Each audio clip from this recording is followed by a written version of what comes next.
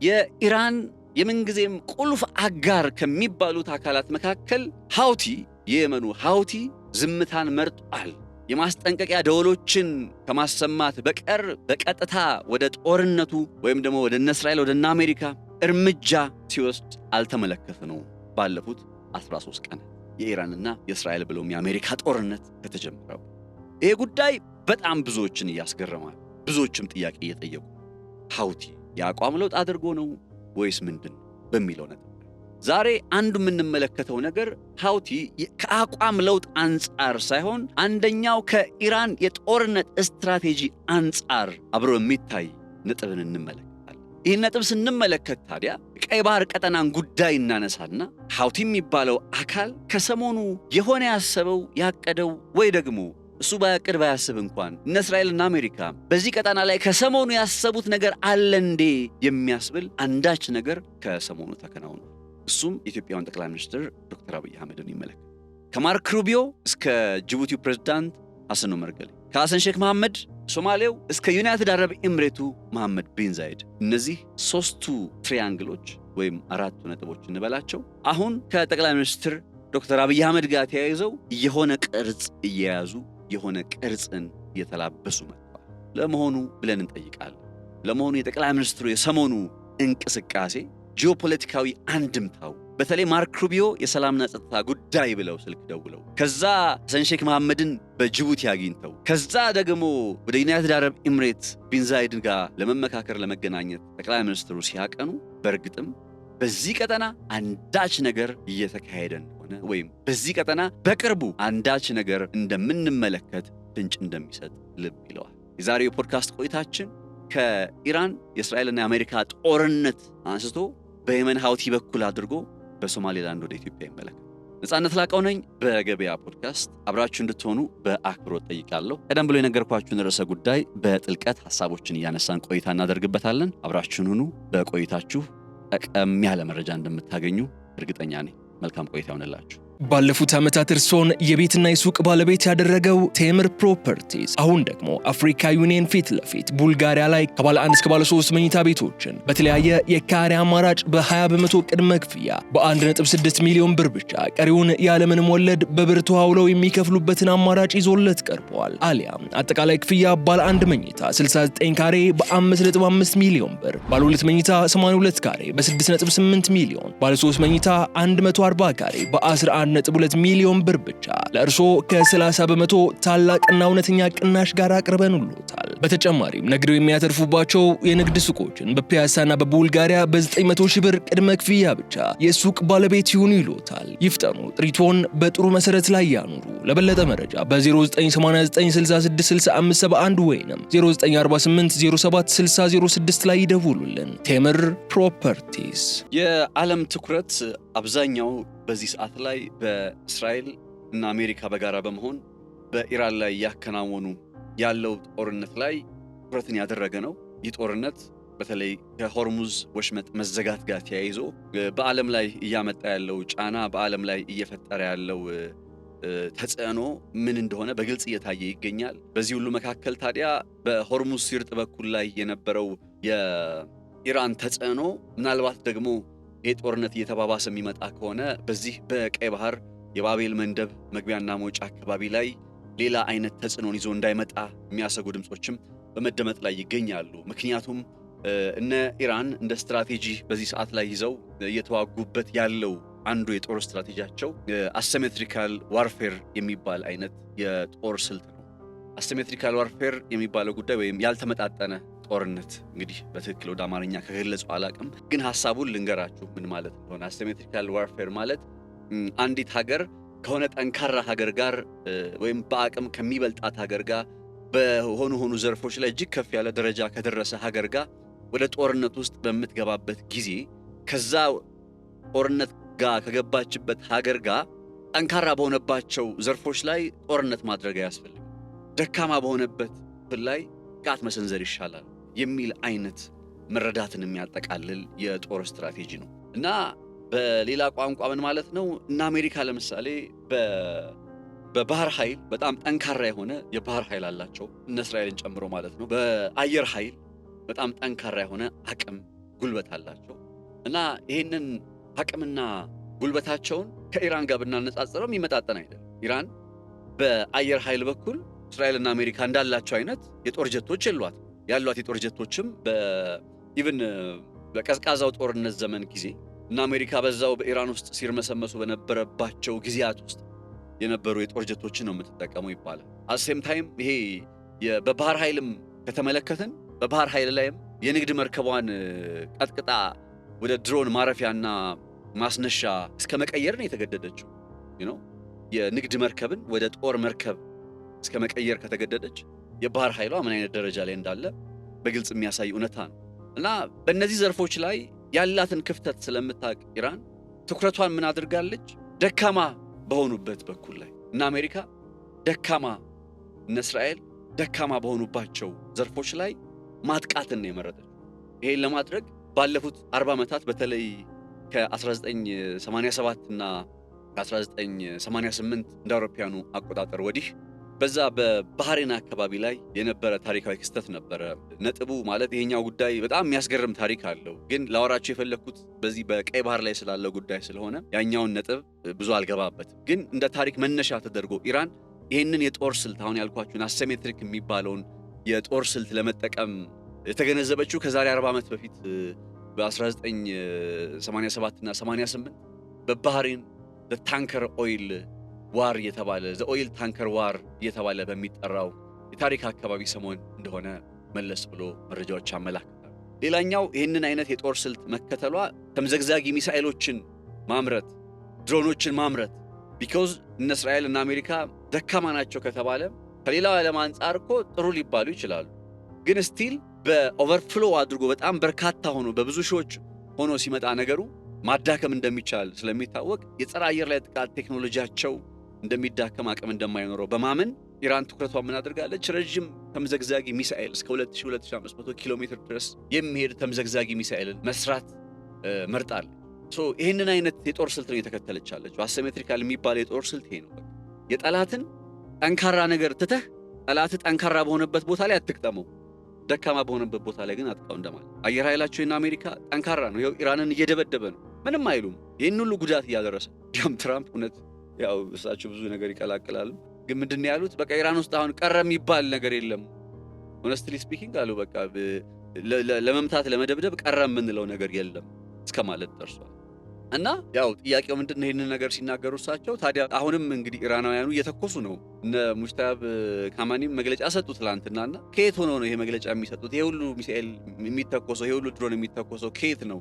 እነ ትራምፕ እንዳሉት በቃ ሙሉ ኢራንን ደብድበናል፣ አውድመናል እንደሚሉት ከሆነ ነገሩ ይሄ ሁሉ ጥቃት ለምን ይደርሳል? ይሄ ሁሉ እርምጃ ለምን ይከናወናል? እና ይህንን አይነት የጦር ስልት ነው እየተከተለች ያለችው ኢራን። ሌላኛው የጦር ስልት የዚህን ጦርነት ለኢኮኖሚያዊ ጫናውን በመጨመር በአጭር ጊዜ ውስጥ ጦርነቱን እንዲቆምላቸው የሚገደዱ ሀገራትን መጨመርና ማብዛት፣ ኢኮኖሚያዊ ጫናውን መጨመር። የዚህን ጦርነት በቃ በሆርሙዝ ሲርጥ በኩል ሆርሙዝን ዘግታ እንዴት የዓለም የኢኮኖሚ የድፍድፍ ነዳጅ ዋጋ እስከ $200 እየተባለ እኮ ነው ራይና $70 $60 ሲሸጥ የነበረ ድፍድፍ ነዳጅ አሁን ስንት የተባለ ነው የሚገኝ? አስቡት። ይህንን የሆርሙዝ ሲርጥ መዝጋቷን በተመለከተ የኢራን የጀርባ አጥንት ነው። የኢራን ስትራቴጂ የጀርባ አጥንት ነው የሆርሙዝ ሲርጥ። የዓለማችን 20% ነዳጅ ይገባል ይወጣበታል። በዛ አስቡት ምን አይነት ጫና ዓለም ላይ ያሳደረለ። አሁን ኢራን በያዘችው የጦር ስትራቴጂ ሆርሙዝ ሲርጥን በቦምብ አጥራለች። እንደምታውቁ እነዚህ ውሃ ውስጥ የሚቀበሩ ቦምቦች ባይዘው እነዚህንም ውሃ ውስጥ የሚቀበሩ ቦምቦችን በተመለከተ በጣም የሚገርማችሁ 1987 እና 88 ላይ ቅድም ባልኳችሁ የኦይል ታንከር ዋር በሚባለው ላይ ነው ሌሰኑን የወሰዱት እና የአሜሪካን መርከብ በዛ በ1987 88 ላይ የጦር መርከቦችን እስከ ማስመጥ በጣም ለጥቂት የተረፉ መርከቦች አሉ በጊዜው በእንደዚህ አይነት መንገድ ጉዳት የደረሰባቸው እና ከዛ ጊዜ ጀምሮ እንደ ቴክኒክ ይዘውት መጥተዋል። አሁን የሆርሙዝ ሲርጥን በፈንጂ አጥረዋል።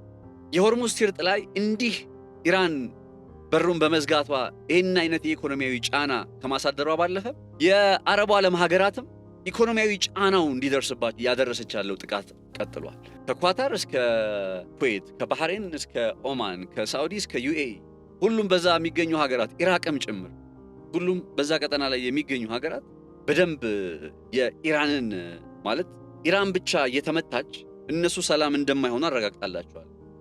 ትላንትና ሙሽታይብ ካማኒ ያሉት ምንድነው? ከዚህ አካባቢ ወጣችሁ ሂዱ፣ ጓዛችሁን ጠቅላችሁ ሂዱ። አሚን አሜሪካ ይወጣሉ ብዬ አላስብም። ያው እንደ መግለጫ ነው እያነሳውላችሁ ያሉት እንጂ በምንም አይነት ተአምር ያንን አካባቢ ለቀው አይሄዱ፣ በምንም አይነት ተአምር። ያው ግን እንደ መግለጫ አንስተውታል እነሱ እና ኢኮኖሚያዊ ጫናውን እያቃመሷቸው ነው። እነ ዱባይ፣ ዩናይትድ አረብ ኤምሬት፣ እነ ሳውዲ የሚመቱ አሁን የድፍድፍ ነዳጅ ማጣሪያ ጣቢያዎች አስተውላችኋል? የድፍድፍ ነዳጅ ማጣሪያ ጣቢያዎች አርማንኮ ሳውዲ አረቢያ፣ አምራንኮ እንደዚህ ዩናይትድ አረብ ኤምሬት ውስጥ በተመሳሳይ ኢራቅ ውስጥ የሚገኝ የነዳጅ ማጣሪያ ጣቢያ በእንደዚህ ይሄ ሁሉ አይነት ኢኮኖሚያዊ ጫናን ሲቀምሱ እነዚህ የገልፉ ሀገራት በራሳቸው በቃ ይሄን ጦርነት ማቆም አለብን የሚል ጫናን እንደነ አሜሪካ እንደነ እስራኤል የመሰሉ ሀገራት ላይ ሊያደርጉ ይችላሉ የሚል አይነት ሐሳብ ያለ።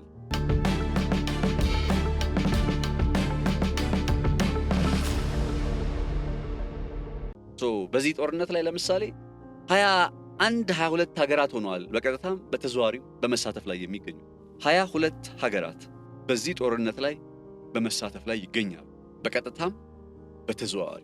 ኢራን፣ እስራኤል፣ ዩናይትድ ስቴትስ፣ ባህሬን፣ ኩዌት፣ ኳታር፣ ዩናይትድ አረብ ኤምሬት፣ ሳውዲ አረቢያ፣ ኦማን፣ ኢራቅ፣ ጆርዳን፣ ሳይፕረስ ወይም ቆጵሮስ፣ ሊባኖስ፣ አዘርባይጃን፣ ዩናይትድ ኪንግደም፣ ፈረንሳይ፣ ጀርመን፣ ግሪክ፣ ቱርክ፣ አውስትራሊያ እነዚህ ሀገራት በዚህ አሁን የተከናወነ ባለው ጦርነት ላይ በቀጥታም በተዘዋዋሪም ተሳታፊ ይሆኑ።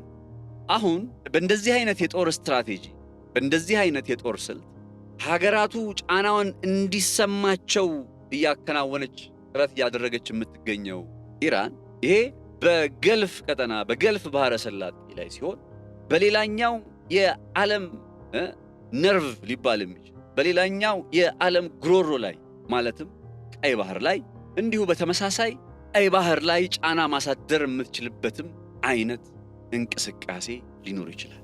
አሁን ታስታውሳላችሁ ትላንት በሰራውላችሁ ዘገባ በሱዳን ውስጥ ያለው የሙስሊም ብራደርሁድ እንቅስቃሴን አሸባሪ ነው ብለው ሲፈርጁና ይሄ ኃይል በሱዳን ፖለቲካ ውስጥ እንዲዳከም ጥረቶች በእነ አሜሪካ ሲጀመሩ እና ሴም ታይም ሃውቲ ደግሞ በየመን ውስጥ መደላድሉን አድርጎ ጸጥ ብሎ የተመለከተ ነው።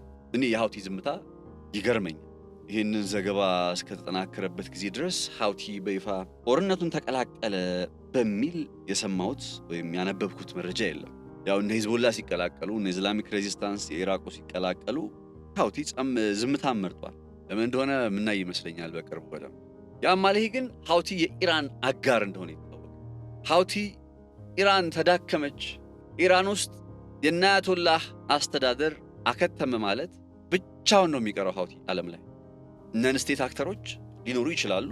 ነገር ግን እነዛ ነን ስቴት አክተሮች ያን ያክል ተጽዕኖ አይኖራቸው ማለት እነ ሂዝቦላ ቢኖሩ እነ ኢስላሚክ ሬዚስታንስ ቢኖሩ እንደ መንግስት ሆነው አንዲትን ሀገር ማስተዳደር ወደሚችሉበት ሁኔታ ላይ ካልመጡና እውቅና ከሌላቸው ምንም ፋይዳ የለው። አካባቢያቸውን ከማስተዳደር ያለፈ የውጭ ግንኙነት ማከናወን አይችሉም ነን ስቴት አክተሮች እና የድል በሮቹ ይጠቡባቸዋል። ስለዚህ ሃውቲ ዝምታ መምረጡ እንዳለ ሆኖ የክፉ ቀን አይነት ስትራቴጂ ተደርጎ ግን የተያዘ ይመስላል። ምን ማለት ነው? በዚህ በሆርሙዝ ሲርጥ ላይ በገልፉ ባህረ ሰላጤ ላይ እየደረሰ ያለው እየተፈጠረ ያለው ኢኮኖሚያዊ ጫና በሚታሰበው ልክ እነ አሜሪካን እነ እስራኤልን ወደ ድርድር ወይም ደግሞ ጦርነቱን ወደ መቋጨት የማያመጣቸው ከሆነ ምናልባት በቀይ ባህር በኩል ያለውን የሃውቲ አቅም በመጠቀም ሌላ ተጨማሪ ጫና ማሳደር ይችላሉ ኢራኖች። አሁን ሃውቲ በቃ አሜሪካንም እንትን ይላል፣ አሜሪካ አቅም በላይ ነው፣ ከእስራኤል አቅም በላይ ነው ምናምን ብዬ የሆነ የሌላ አይነት ቅዠት ነገር አልነግራችሁ። ግን አንድ ማወቅ ያለባችሁ ነገር ምንም ይሁን ምን በዚህ ቀጠና ላይ አንድ ሚሳኤል መተኮስ ሲጀምር ማለት ነው ሃውቲ አንድ መርከብ በቀይ ባህር ማለፍ አይችልም። ተከልክሎ ሳይሆን የኢንሹራንስ ኩባንያዎቹ ይከለክላሉ። እነዛ የኢንሹራንስ ኩባንያዎች በዚህ ቀጠና ላይ የሚያልፉ መርከቦች ጉዳት ከደረሰባቸው የሚከፍሉት የኢንሹራንስ ገንዘብ በጣም ሚሊየንስ ዶላር ስለሚሆን ከዛ ለመሸሽ አይ በታች በደቡብ አፍሪካ በኬፕ ኦፍ ጉድ ሆፕ በኩል ብትሄዱ ይሻለናል ወደሚል አቋም ውስጥ ይመጡና በዛ የምትሄዱ ከሆነ የራሳችሁ ጉዳይ ሪስኩን ራሳችሁ ሰዱ ይላል። ያ ሲሆን የዓለም የንግድ መስመር አንድ ሚሳኤል ቢተኮስ ነው የምላችሁ ከሃውቲ የሚጠበቀው አንድ ሚሳኤል መተኮስ፣ እስራኤል ጋር መመላለስ ምናምን አይደለም። ልክ ሃውቲ አንድ ነገር ሲተኩስ እነ እስራኤል የሚመልሳሉ፣ የቀጠናው ሰላም ይረበሻል። እንዳለ የመርከቡ እንቅስቃሴ የንግድ መስመሩ እንቅስቃሴ ይገታና በኬፕ ኦፍ ጉድ ሆፕ በእነ ቫስኮ ደጋማ መንገድ ለመሄድ ይገደዳሉ። ይሄ ክስተት ደግሞ ምንን ያስታውሳል? ኦቶማኖችን መለስ ብሎ ያስታውሳል። ኦቶማኖች አንደኛው በዚህ በቀይ ባህር ላይ ኦቶማኖች ታውቃላችሁ፣ እዚህ ኢትዮጵያ ውስጥ በ1557 እንደዛ አካባቢ እና ያ ታሪካዊ ሁነት ይህንን የቀይ ባህር የንግድ መስመሩን የመቆጣጠር ዓላማ የያዘ ነው። ከላይ ከግብፅ ጀምሮ ነው ይዘው የነበረው ኦቶማኖች እንደምታውቁት። እና ከዛ ይህንን የስዊዝ ካናል ከመከፈቱ በፊት ምናምን በነበረው ጊዜ ኦቶማንን በቃ አንደኛው ማሸነፍ የነበረባቸው አውሮፓውያኖቹ ይህንን የንግድ መስመር መልሰው በእጃቸው ውስጥ ለማስገባት። አሁን ይሄ የንግድ መስመር ታሪክን መለስ ብለው በሚያስታውስ መልኩ ዓለምን እየመራው ነው በሚለው አካል ስራ አይደሉም። ገብቷቸዋል። ሌላው ቢቀር አደጋ መደገን ይችላሉ። እና ሀውቲ ኢራን እንደምታዩት በሆርሙዝ ሲርጥ በኩል ላይ ሆርሙዝ የኔ ነው አለቻቸው። በሆርሙዝ እኔ ካልፈቀድኩላችሁ ማንም አይገባም አይወጣም አለቻቸው። አስቡት፣ ዓለምን እየመራው ነው፣ ዓለም ከኔ መስመር አትወጣም።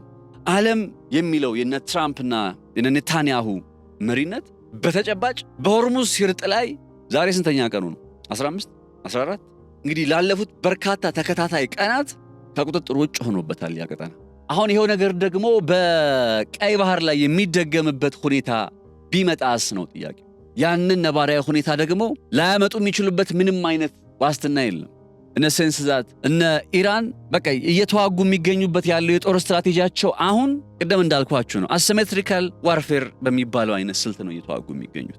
አንደኛው ጠላት ጠንካራ በሆነበት ሳይሆን ደካማ የሆነበት ቦታ ላይ አጥቃው፣ ሁለተኛው ኢኮኖሚያዊ ጫናን በቀጠናው ላይ በአሜሪካና እስራኤል ላይ አይደለም በቀጠናው ላይ በማሳደር የጦርነቱ ገፈት ቀማሽ ማድረግ።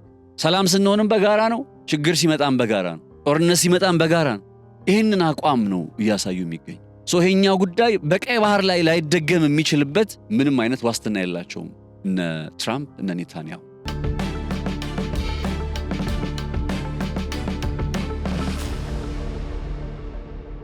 አንደኛው ሊመጣባቸው ሊከተላቸው የሚችለው አዲስ ነገር ከሀውቲ ጋር በተገናኘ በዚህ በቀይ ባህር ላይ እየተፈጠረ ያለው አዲስ የጂኦፖለቲካ ክስተት ነው። ከዚህ ጋር በተያያዘ ነው እንግዲህ በዚህ ቀጠና ላይ አንከር ሊባሉ ከሚችሉ ቁልፍ ሊባሉ ከሚችሉ ፈላጭ ቆራጭ ሊባሉ ከሚችሉ ሀገራት መካከል ኢትዮጵያ አንዷና ዋነኛዋ ነች። አሁን በዚህ ቀጠና ላይ ኢትዮጵያ በቀይ ባህር ላይ የምትፈልገው አንድ ነገር አለ፣ የወደብ ባለቤትነት። አሁን ወደብ ተደራሽነት ሲባል ኦልሬዲ ለወደብ ተደራሽ እየሆነን ነው። እንዴት? በጅቡቲ በኩል ገንዘብ ከፍለንም ቢሆን በጅቡቲ በኩል እናስገባለን እናስወጣለን። ለወደብ ተደራሽ ነው። ወደብ ግን የለን። ኢትዮጵያ ምንድን ነው የምትፈልገው ከተባለ የምትፈልገው የወደብ ባለቤትነት ነው እንጂ የወደብ ኪራይ አይደለም፣ ወይም የወደብ በዝቅተኛ ዋጋ ማስገባት ማስወጣት አይደለም። አትፈልገውም እያልኳችሁ አይደለም፣ ግን ቀጣይ ላወራላችሁ የምችለው ነገር ሊያመጣ ከሚችለው ሪስክ አንጻር እዚህኛው ጋር ወይም ኢትዮጵያ ወደብ በሚለው ነጥብ ላይ ነገር ውስጥ ተክ ማድረግ አለበት። የወደብ ባለቤትነት ጉዳይ እንደምታስታውሱት ባለፈው ግብጾች ለኢትዮጵያ የወደብ ጥያቄ ድጋፍ እንስጥና በታላቁ የኢትዮጵያ ህዳሴ ግድብ ላይ እንደራደር የሚል አይነት ሐሳብን እነዚህ ናሽናል ይዘው ወጥተው ነበር። ከዛ በኋላ ግብጾች ቢያስተባብሉም አንድ መረዳት ያለብን ግን ያ ዜና ያለ ምክንያት አይደለም የሚወጣው። አለ ስሜቱ አለ፣ በደንብ አለ በግብጽ ውስጥ ይሄ ስሜት። ግብጻዊ ጋዜጠኛም ነው ጭምር የጻፈው። ኦፒኒኑ አለ።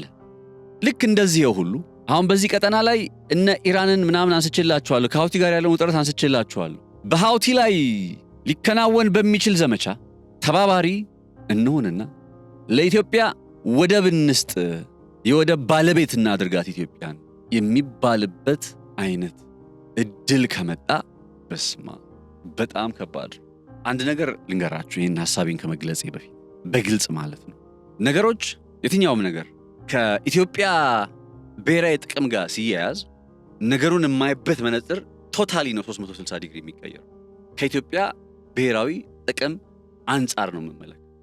ከዛ የኢትዮጵያ ስትራቴጂካዊ ወይም ደግሞ ምንም ጥቅም የሌለባት አይነት ጉዳይ ሲሆን ነገሩን ከሌሎች ፐርስፔክቲቮች ነው የምመለከት። ለምሳሌ የጋዛ ጉዳይን ስሰራ ከብሔራዊ ጥቅም አንጻር አይደለም የምሰራው፣ ከሰብአዊነት ከሚለው መርህ አንጻር። ከኢራን ጋር ተያይዞ ያለውን ጉዳይ ስሰራ ከኢፍትሃዊነት አንጻር ነው የምሰራው። የኢትዮጵያ ጉዳይ ሆኖ በቀይ ባህር ላይ ሲመጣ ግን ከብሔራዊ ጥቅም አንጻር ነው።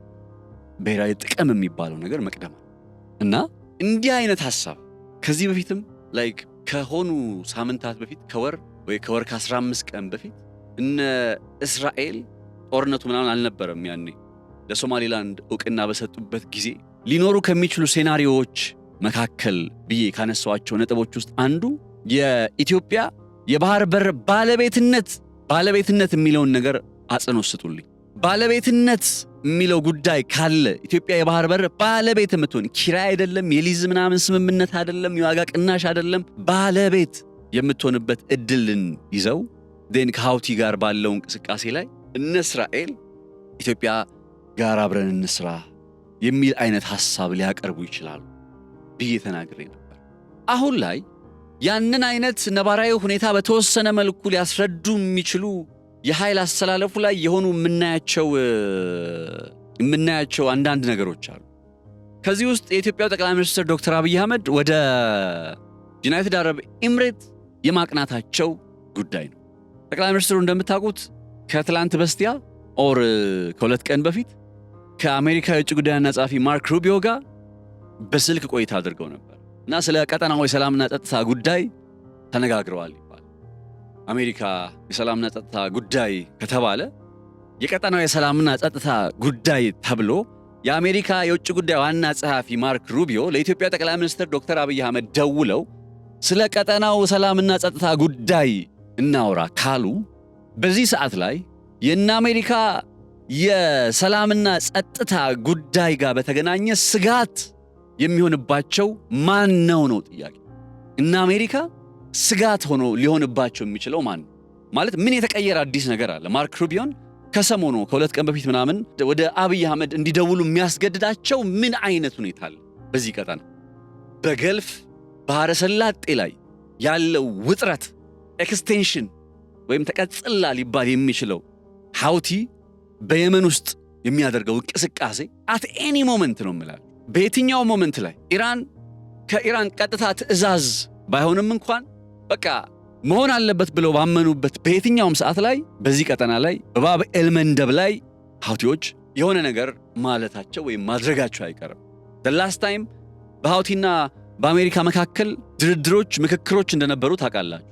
ግን ከዛ በኋላ በቅርቡ የኢራኑ ጦርነት ከተጀመረ በኋላ መግለጫም አውጥቷል። ሃውቲ በቀይ ባህር ላይ ጥቃት ሊወስድ እንደሚችል መግለጫዎችን፣ ጥቆማዎችን ሰጥቷል። ባለፉት ዓመታት እርሶን የቤትና የሱቅ ባለቤት ያደረገው ቴምር ፕሮፐርቲስ አሁን ደግሞ አፍሪካ ዩኒየን ፊት ለፊት ቡልጋሪያ ላይ ከባለ 1 እስከ ባለ 3 መኝታ ቤቶችን በተለያየ የካሬ አማራጭ በ20 በመቶ ቅድመ ክፍያ በ1.6 ሚሊዮን ብር ብቻ ቀሪውን ያለምንም ወለድ በብር ተዋውለው የሚከፍሉበትን አማራጭ ይዞለት ቀርበዋል። አሊያም አጠቃላይ ክፍያ ባለ 1 መኝታ 69 ካሬ በ5.5 ሚሊዮን ብር፣ ባለ 2 መኝታ 82 ካሬ በ6.8 ሚሊዮን፣ ባለ 3 መኝታ 140 ካሬ በ11.2 ሚሊዮን ብር ብቻ ለእርሶ ከ30 በመቶ ታላቅና እውነተኛ ቅናሽ ጋር አቅርበንልዎታል። በተጨማሪም ነግደው የሚያተርፉባቸው የንግድ ሱቆችን በፒያሳና በቡልጋሪያ በ900 ሺህ ብር ቅድመ ክፍያ ብቻ የሱቅ ባለቤት ይሁኑ ይሎታል። ይፍጠኑ፣ ጥሪቶን በጥሩ መሰረት ላይ ያኑሩ። ለበለጠ መረጃ በ0989666571 ወይንም 0948076006 ላይ ይደውሉልን። ቴምር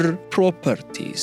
ለእነ አሜሪካ በዚህ ሰዓት ላይ ስጋት ከተባለ በቀይ ባህር ቀጠና ላይ ስጋት ሊባል የሚችለው አንዱ የሃውቲ ጉዳይ ነው። ይሄንን ነገር የሚያጠናክር ነገር ደግሞ ከሰሞኑ ተመለከተ። እንዴት የኢትዮጵያ ጠቅላይ ሚኒስትር ዶክተር አብይ አህመድ ኢፍጣር ፕሮግራም ለማከናወን በሚል ሰበብ ወደ ጅቡቲ እስማኤል መርገሌ ጋር በመሄድ ሐሰን ሼክ መሐመድ የሶማሊያውን ፕሬዝዳንት ጋር ጭምር በኢፍጣር ቆይታ አድርገው መቼም ሾርባ ለመጠጣት አይደለም ሄዱት አይደል? አንዱ የተነጋገሩበት ጉዳይ የዚህ ቀጠና ጉዳይ ነው። ማርክ ሩቢዮ በደወሉ ማግስት ወደ ጅቡቲ ከኦማር ገሌና ከሐሰን ሼክ መሐመድ ጋር በሰላምና ጸጥታ ጉዳይ እነዚህን ሀገራት የሚያገናኛቸው በተለይ የሶማሊያው ፕሬዝዳንት ሐሰን ሼክ መሐመድ በጅቡቲ ከጠቅላይ ሚኒስትር አብይ ጋር የመገናኘታቸው ጉዳይ ልክ የሰላምና ጸጥታ ጉዳይ ተነጋገሩ ተብሎ ገና ዜናው ጆሮአችን ላይ እንደደረሰ ወደ ዩናይትድ አረብ ኤምሬት እያቀኑ ነው የሚል ዜና ተሰማ። ጠቅላይ ሚኒስትር አሁን ዩናይትድ አረብ ኤምሬት ከዚህ ቀደም ሃውቲን በተመለከተ ያላት አቋም አለ። ዩናይትድ አረብ ኤምሬት በሶማሌላንድ ውስጥ የምታከናውነው ነገር አለ። ዩናይትድ አረብ ኤምሬት ከእስራኤል ጋር ያላት ግንኙነት አለ። ስለዚህ አዘ ፓተርን የአሜሪካ የውጭ ጉዳይ ዋና ጸሐፊ ማርክ ሩቢዮ ጋር በሰላምና ጸጥታ ጉዳይ እሱም ሞስት ፕሮባብሊ በሃውቲ ጉዳይ ነው የሚሆነው። ምክንያቱም በዚህ ሰዓት አልኳችሁ በቀይ ባህር ላይ ቶፕ አጀንዳ ለአሜሪካ ኢሳያስ አፈወርቂ አይደለም ሃውቲ ነው። ምክንያቱም አት ኤኒ ሞመንት አልኳችሁ ሃውቲ በየትኛውም ቅጽበት ላይ እኔ ይህን ዘገባ እየሰራው ባለበት ቅጽበት ላይ ሃውቲ ተኮሰ የሚል ዜና ሊሰማ ይችላል። ሃውቲ ጥቃት ሰነዘረ የሚል ዜና ሊሰማ ሶ ቶፕ ሴኩሪቲ አጀንዳ በዚህ ሰዓት ላይ የአሜሪካ በቀይ ባህር ላይ ሃውቲ ስለሆነ አልኳችሁ። ከጠቅላይ ሚኒስትሩ ጋር በተነጋገሩ ማግስት ጠቅላይ ሚኒስትሩ ጅቡቲ ሄደው ከሶማሊያው ፕሬዝዳንት ጋር የሶማሊያው ፕሬዝዳንት ደግሞ ማን ነው ከሃውቲ ጋር ግጭት ውስጥ ልትገባ የምትችለው ወይም ሃውቲ ላይ እርምጃ ለመውሰድ ብላ እንቅስቃሴ የምታደርግ ከሆነ እንደቀደመው ኢሊየት ወደብ ላይ ብቻ ተቀምጣ ሳይሆን አሁን ስታትስ ኮ እየተቀየረ ስለመጣና ለሶማሊላንድም ዕውቅና ስለሰጠች ሶማሊላንድን በተመለከተ እንቅስቃሴ ወይም ወደ ሶማሊላንድ የጦር ኃይል ታስገባ ወደ ሶማሊላንድ የአየር ኃይሏን ልታስገባ የምትችልበት እድል አለ። እስራኤል የት? ሶማሊላንድ። ምን? የአየር ኃይል። ማርክ ሩቢዮ ጋር በሃውቲ ጉዳይ ተነጋግረው ከዛ አብይ አህመድ በቀጣዩ ቀን ከሐሰን ሼክ መሐመድ ጋር የኢፍጣር ሾርባ እየጠጡ ሲያመሹ ከዛ ይሄው ጉዳይ ቀጥሎ ደግሞ ወደ ዩናይትድ አረብ ኤሚሬት ሲሄዱ በትሪያንግሉ መካከል በማርክ ሩቢዮ በሐሰን ሼክ እንዲሁም በዩናይትድ አረብ ኤሚሬቱ ኤምቢዜድ መሐመድ ቢን ዛይድ በእነዚህ በሶስቱ የሀገራት መሪዎች መካከል መሃል ላይ ትሪያንግሉን ኮኔክት እያደረጉ ያሉት ሰው ጠቅላይ ሚኒስትር አብይ አህመድ ናቸው። ሮላቸውም የማደራደር የምናምን ጉዳይ ሳይሆን በተለይ ለሶማሊያ ምናልባት ሊሆን የሚችለውን ነገር መግለጽ ሊመጣ የሚችለውን ነገር መግለጽ። ምክንያቱም እስራኤል ያዝ ለቀቅ ለማድረግ አይደለም መቼም ሶማሊላንድን ዕውቅና የሰጠችው ወይም እንደው ዜና እንዲሰራላት ፈልጋ አይደለም። አስበውበት ስትራቴጂካዊ ነው ብለው ከሃውቲ ጋር ሊደረግ የሚችል የትኛውም አይነት ጦርነትን እንደ ስትራቴጂ ሶማሊላንድን መጠቀም እንችላለን ብለው ደምረው ቀንሰው ነው በእስራኤል በዩናይትድ አረብ ኤሚሬት በሶማሊያ ብሎም በአሜሪካ በእነዚህ በአራቱ ነጥቦች ውስጥ ዶቶችን እያገናኙ ያሉ ሰው ጠቅላይ ሚኒስትር ዶክተር አብይ አህመድ ጥያቄው አሁን ዶቶችን ከማገናኘት ባለፈ እየተከናወነ ያለው እንቅስቃሴ ምክንያቱም መታየት ያለበት ከኢትዮጵያ ብሔራዊ ጥቅም አንጻር ስለሆነ የኢትዮጵያን ብሔራዊ ጥቅም በሚመልስ በሚያረጋግጥ የኢትዮጵያን የወደብ ባለቤትነት በሚያረጋግጥ መልኩ ነው ወይንስ አይደለም የሚለው ጉዳይ ነው ትልቁ ጥያቄ። ይህ ጥያቄ ምን አይነት መልስ እንደሚያገኝ አብረን የምናይ አብረን የምንመለከት ቢሆንም ወርዝ የሚያደርገው ለምሳሌ እነ እስራኤል ኦር ኤኒ ከጎናችን አብራችሁን ቁሙ፣ በሃውቲ ላይ በመናከናወነው ዘመቻ ከጎናችን አብራችሁ ቁሙ። ከጎና አብሮ መቆም ሲባል ጦር አብረን እናዝምት አይደለም፣ ጦር አብረን እንዋጋ አይደለም፣ የእስራኤልን ጦርነት እንዋጋላት ምናምን አይደለም። የእስራኤልን ጦርነት ኢትዮጵያ ልትዋጋ የምትችልበት ምንም አይነት ምድራዊም ሰማያዊም ምክንያት የእስራኤል ጦርነት የራሷ ጦርነት ከሃውቲ ጋር የሚሆን ከማን ጋር የሚሆን የዚህን አካባቢ ሰላምና ጸጥታ በማስከበር ረገድ ነው የኢትዮጵያ ሚና ሊሆን የሚገባው። በዛ ረገድም ነው ናሬት መደረግ ካለበትም መደረግ ያለበት እንጂ ኢትዮጵያ ከእስራኤል ጎን ቆማ ሃውቲን ወጋች በሚል መልኩ አይደለም ናሬት መደረግ ያለበት። አቋሜ እንደዛ። ይሄ ነገር ግን የሰላምና ጸጥታ በማስከበር ረገድ እየመጡ ካሉ አዲስ አክተሮች ጋርም ሆነ ከነባሮቹ ጋር አብሮ የመስራቱ ሂደት ወርዝ የሚያደርገው የኢትዮጵያን ብሔራዊ ጥቅም የባህር በር ባለቤትነት ጉዳይን መልስ ከሰጠ ብቻና ብቻ ነው። በኪራይ ለማግኘት አልኳችሁ ቀላል አይደለም። ሶማሊላንድን ለመጠቀም የሚከለክለን የለም። አሁን ሶማሊላንድን ሄዶ ኢትዮጵያ ልጠቀም ብትል የሶማሊላንዱን የባርበራ ወደብ እንዳትጠቀም የሚከለክላት የለም። ሶማሊያ ራሷ አትከለክላት።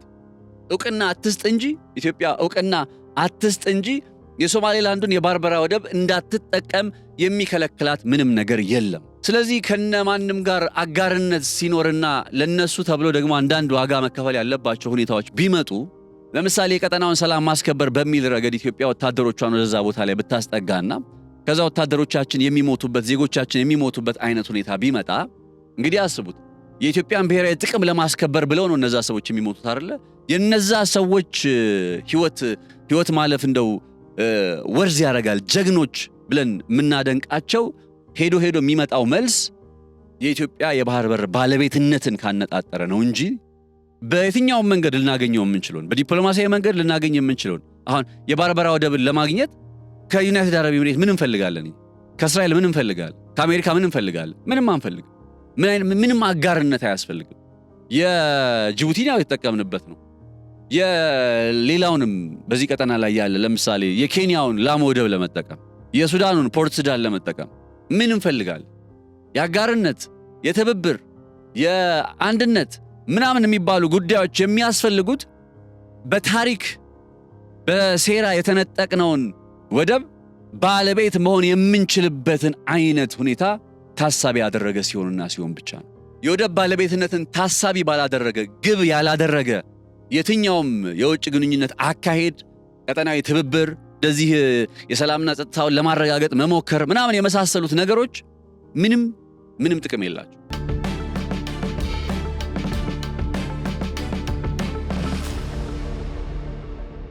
እንዳልኳችሁ ነው። ያንን ነገር በቃ ሳናደርግ ከየትኛውም ሀገር ጋር ሳንተባበር ከየትኛውም ሀገር ጋር ምንም አይነት ድጋፍ ሳንሻ በቀላሉ የምንጠቀመው ነገር ገብቷችኋል አይደል? ስለዚህ እድሎች በሚመጡበት ወቅት ላይ ሁሌ መታወቅ ያለበት ነገር በዓለም ላይ የዓለም ስልጣኔ እየተሰራ ሲመጣ አሉ ይሆን ለምሳሌ ፋታል ሚስቴክ የሚባሉ ታሪክ ትምህርት ታስታውሳላችሁ? በቃ ትልቅ ስህተት ሰራ የሚባሉባቸው አንዳንድ ሞመንቶች አሉ አይደለ? በሂስትሪ በታሪክ ውስጥ ደግሞ ትልቅ እድል አገኘ የሚባሉ ሞመንቶች አሉ።